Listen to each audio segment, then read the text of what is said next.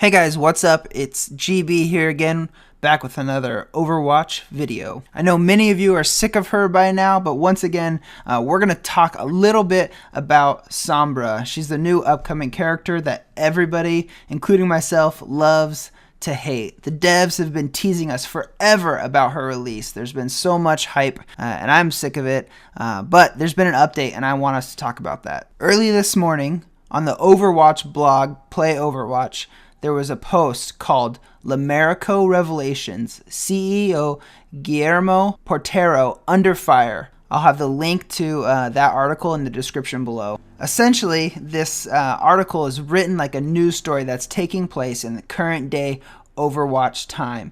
And it's a bit long. I was going to summarize the whole thing for you, but instead I decided to bring out 7 points of interest that I saw. The first thing that I think is really interesting is that Sombra is actually referred to as a hacker collective, not an individual. This is new news for me. Maybe you've been following it a little closer than I have, but I always thought of Sombra as a person, and maybe it's the name of the character that ends up representing this group, but Sombra is not a lone character. In fact, Sombra is a hacker collective, at least according to this article. So Sombra has hacked into the Lamerico Energy Company. According to Sombra, they were only acting in the public's best interest. They were trying to expose corruption within Lamerico. So sort of like WikiLeaks, Sombra has dumped the files that they stole online for the entire world to see.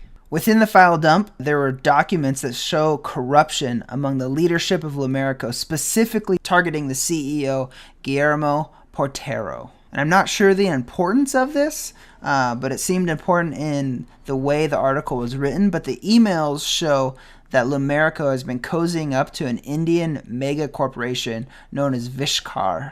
Los Muertos has come out as a supporter of Sombra and called for the arrest of Lamerico's CEO. And finally, the last thing I think is of interest in this article is that Los Muertos is organizing a protest to coincide with Lamerico's unveiling of the Dorado nuclear power plant on November 1st. So what does all this mean?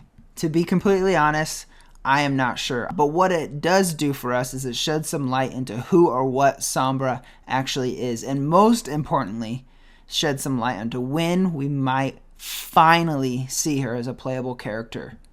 November 1st? Come on, Blizzard. Please let us play. Give us a new character.